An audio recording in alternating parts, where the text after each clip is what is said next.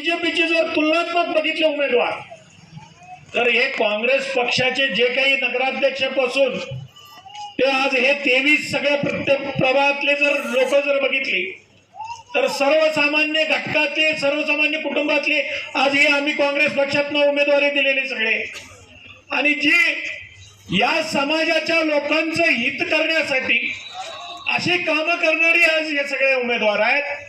म्हणून मी म्हणतो की येत्या 2 तारखेला तुम्ही सगळ्यांनी काँग्रेस पक्षाला सहकार्य करायचं। एकीकडे जातीवादी पक्षाचं जर बघितलं की जातीवादी पक्षाचे जे काही नगराध्यक्षापासूनचे जे उमेदवार आहेत ते जर बघितले तर ते आपल्या लोकांची कामं करतील का हे सुद्धा आपण विचार करण्याची गरज आहे।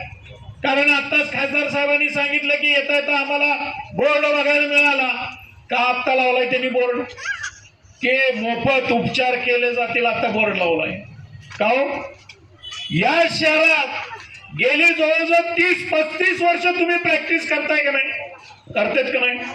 मग आत्ताच तुम्हाला बोर्ड लावायची गरज का भासली हा सुद्धा या जतमधल्या नागरिकांनी विचार करणं गरजेचं आहे। आणि सगळ्यात मेन महत्वाचे जर ते नगराध्यक्ष तुम्ही व्हिडिओ त्यांचे ऐकले असतील आमच्या ताईने ऐकलेलं आहे ते काय म्हणतात की आम्हाला खुर्ची मिळाली तर आम्ही करणार का हो?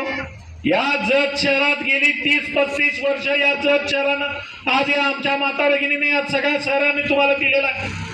तुम्ही या जत शहराच्या बाबतीत कुठल्या तर लोकांना उपयोगी पडलेला आहे का हे सुद्धा तुम्ही सगळ्यांनी विचार करणं गरजेचं आहे। आज ते एसीत बसणार।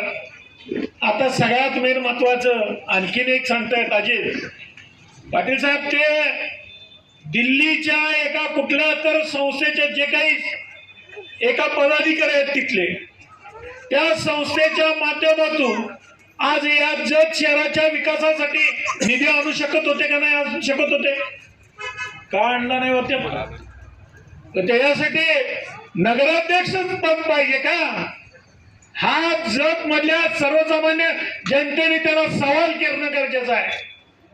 कारण आतापर्यंत तुम्ही पदावर आहे किती जतसाठी काय केलं किती त्या दवाखान्याच्या माध्यमातून आमच्या या सर्वसामान्य कुटुंबातल्या लोकांना मदत केली। आज आमच्या इथं भगिनी सगळ्या बसलेल्या आहेत की सर जरी आमच्या भगिनी जर डिलिव्हरी गेल्या तर काय होत होतं की 90% सिझरिन त्यांनीच केलेला बरोबर का नाही का? नॉर्मल जर डिलिव्हरी होत असताना सुद्धा काय सिझरिनच्या माध्यमातून आपल्याला त्यांना जास्त पैसे काढलेत का नाही काढले? मग आता हे जर आपल्याला त्यांना आता जर अद्दल घडवायचे ना अशी या जत शहराच्या कुटुंब प्रमुख म्हणून जी काय खुर्ची आपण त्यांना द्यायची की नाही हे तुम्ही ठरवायचं। ते मधून आम्ही सत्तेवर आल्यानंतर काय करणार आहोत त्या तुम्ही कुणी वाचलंय का? तुमच्या घरात पोहोचलेलं असेल वाचलंय का कुणी ताई आमच्या कुणी?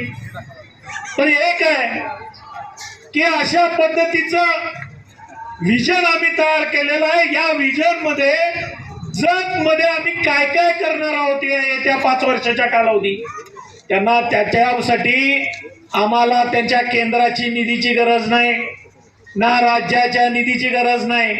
जे काही आहे ते आम्ही जत नगर परिषदेच्या उत्पन्नावरून सुद्धा करू शकतो हे या निमित्तानं आम्ही या विजन मध्ये दाखवून दिलेलं आहे।